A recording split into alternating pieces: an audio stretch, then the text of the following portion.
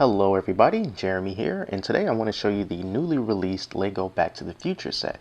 This set costs $34.99 and you can find it from shop.lego.com, LEGO's official shopping website, or you can go into your local LEGO store and maybe even your local Toys R Us and find this there as well. This is the fourth set to come out of LEGO Kusu, which is basically a service that allows people who like to create their own Lego MOCs, my own creations is what that stands for, and they can submit their creation to the community, and the community votes on which one they like the best. And the ones that reach 10,000 votes gets to be considered by Lego into whether or not it can become an official set. So before this, it was Minecraft. There's even more Minecraft sets coming out, but right now we're just going to concentrate on Back to the Future.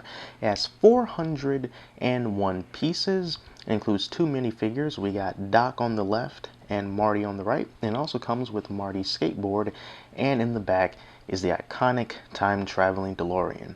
Now LEGO has included enough pieces in the box to allow us to modify the DeLorean to look as it were in Back to the Future parts 1, 2, and 3.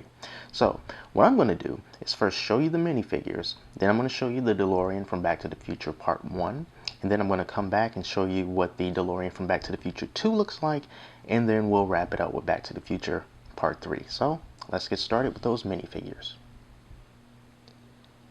So first up, we've got Doc Brown, the very eccentric and awesome white-haired scientist who, of course, created the time-traveling DeLorean. He didn't make the DeLorean, but the flux capacitor that powers the time circuits that makes the DeLorean go back and forth into time.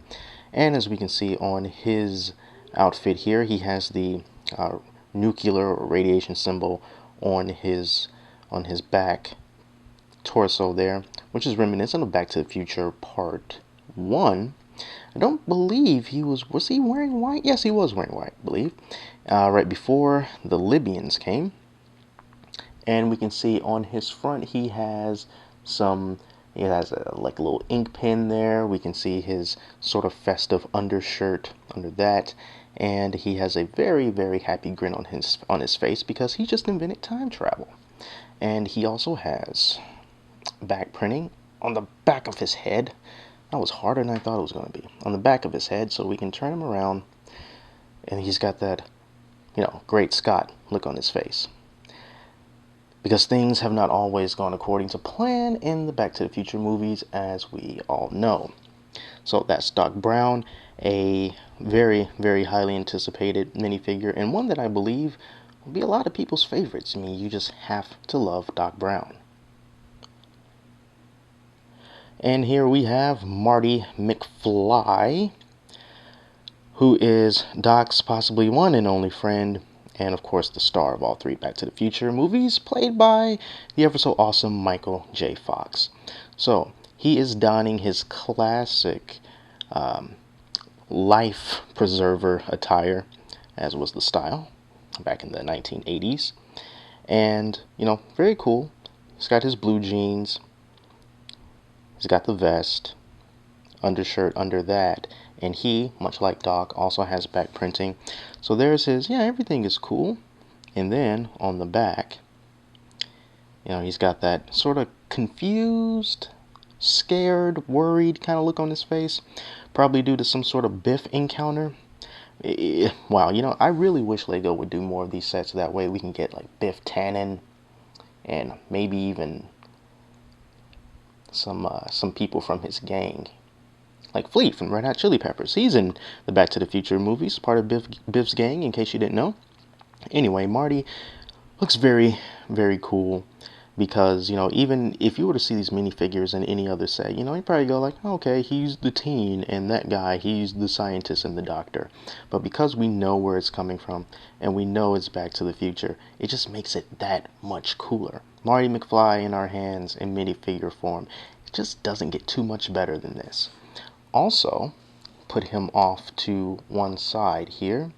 We also get his skateboard, which, doesn't look like his skateboard from the movie. It's just a Lego skateboard, but, it is nice to have because Marty did use his skateboard to do some pretty neat things in the movie, whether it's riding behind Biff's car back in 1955, or during the hoverboard sequences in Back to the Future Part 2, or just going to school in Back to the Future Part 1.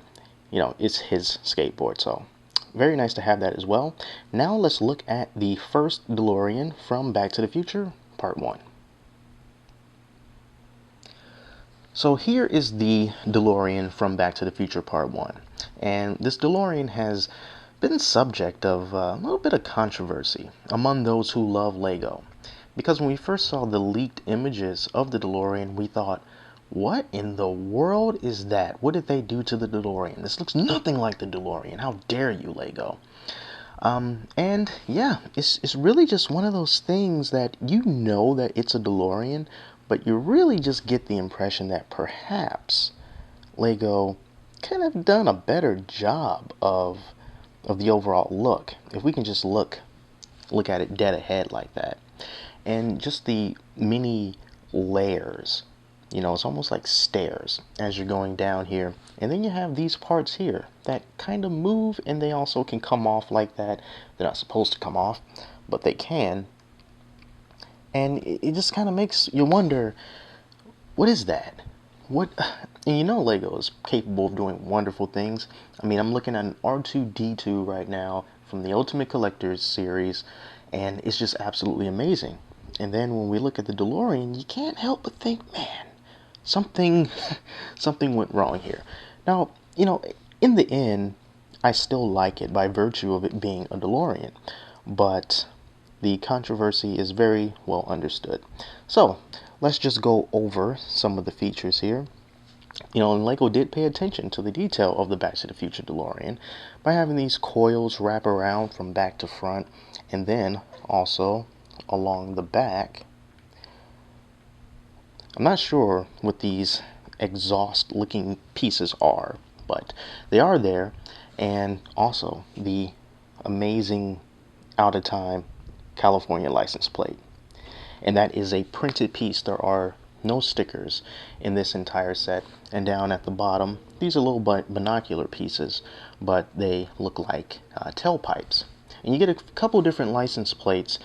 This is from, you know, Back to the Future Part 1, but there's also the California license plate from Back to the Future Part 2 that looks kind of, you know, like technology oriented and whatnot, but I'll show you that when we look at the second DeLorean. And yeah, this was pretty much just a regular modified DeLorean. It did not have Mr. Fusion at the time because it was just Back to the Future Part 1, but we can look on the inside of it, and we can take a look at some of the printed pieces for the time controls. I'm not too sure how well you can see this, but this was the best I can get it without taking pieces off. But those are the time circuits, and there's two dates. One is from 1985, and the one at the top is from 1958. So in case you were wondering, like, why does it say 1958? Because in Back to the Future Part 1, they went back to 1955. Well, I found out that that date in 1958, I forget the exact date, was it January 28th, or I can't really see it, but whatever date that is, it was the date of a Lego patent, apparently. So Lego gave itself a nod in this set. So yes, those are all printed pieces, and also, of course, you've got the gold wing doors on the DeLorean on both sides. So let me turn it over here. That's the gold wing door, and Marty, or Doc, does in fact fit into the DeLorean. But in order to get him to do that, you gotta angle him just a little bit. You can't have him completely like this because he will not fit. You have to angle him slightly, and I'm just going to try to give a rough example of when you angle him, and you can just kind of slide him in that way. So keep that in mind if you want to put him in there. Okay, so that's a look at the minifigures and the DeLorean from Back to the Future Part 1. Now we're going to take a look at the DeLorean from Back to the Future Part 2. And this is the Back to the Future Part 2 DeLorean. And it is readily identifiable by the fact that you can turn down the wheels because that version of the DeLorean flew. So to modify it only takes maybe 5 minutes, maybe. And all you have to do is turn these wheels down like that.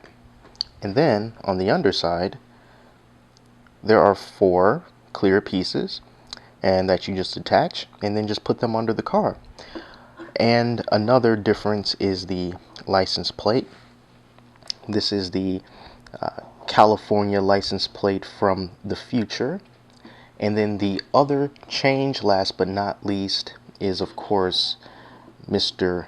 Fusion right there, which Mr. Fusion was used to replace the need of plutonium in order to power all the time traveling bits in the DeLorean, in which you can just put, you know, what did they have in the movie? Like banana peels, had like some soda or beer or something, just pour it all in there and then you're ready to go. That way you want to deal with that kind of stuff.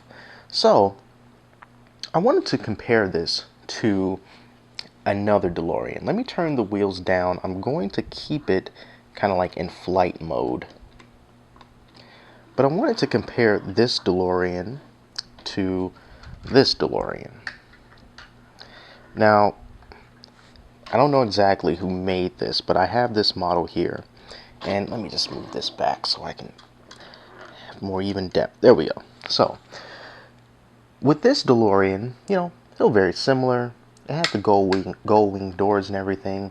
But if you can just compare these two here, and the way that Lego decided to make this DeLorean compared to this DeLorean. And you can just see the big difference. Like, here's the Lego Back to the Future DeLorean.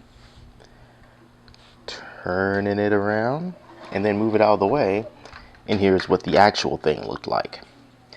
And of course, when it comes to Lego, you know, it's going to be blocky. It's going to have that effect. It has to be easily recognizable as being Lego. So of course, you know, it most likely was not going to have the smoothness going around, or especially the GMC logo there. But, you know, there's just some facts that, you know, I just can't I just can't resolve within my head.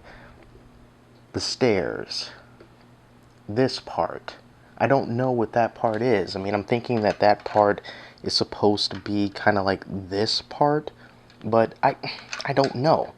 I don't know what was going on in the master builder's mind when they made the DeLorean look quite like this. Anyway, I just wanted to run those two comparisons together, kind of get the reality separated from the Lego version. So that's it for the Back to the Future Part 2 DeLorean. Next time when I come back, we are going to see the Back to the Future Part 3 DeLorean. And this is the Back to the Future Part 3 DeLorean with some pretty noticeable changes right off the bat. One being that we now have red, are they rims? Are they hubcaps? I don't know, I'm not a car guy, but instead of being silver, they are red right there. And then the other really big change is this engine piece right here, in which you basically had to take off one of those flat tile pieces and create this engine with a bunch of spare parts, and then you just kind of stick it down right there. But other than that, that is the only difference between, oh, this part came up. It's really the only difference between the Back to the Future Part 2 and Back to the Future Part 3 cars. Now, unlike the Lego's Creator series that allows you to do 3 different builds in one, this doesn't require you to tear the entire car down and build it back up. It's just these really small modifications that, you know, take no time at all to complete. So if you're wondering about that, there you go. You don't have to tear it down. It's very easy to just put it all together. And when you use the Back to the Future Part 3 model, you use, at least to me, I want to say that this probably takes up the most pieces just because of this engine piece right here, though you do lose the 2 clear pieces that make it look like it's floating, and then you lose the four rims for your for your car, but you just replace it with 4 other rims. So yeah, so out of all of them, which one do I like the best? Honestly, I'm kind of leaning towards this one. And I know that's not the popular thing to say, because the Back to the Future, everyone loves is Back to the Future Part 2, and then 1, and then 3, because 3 sucked. I like 3.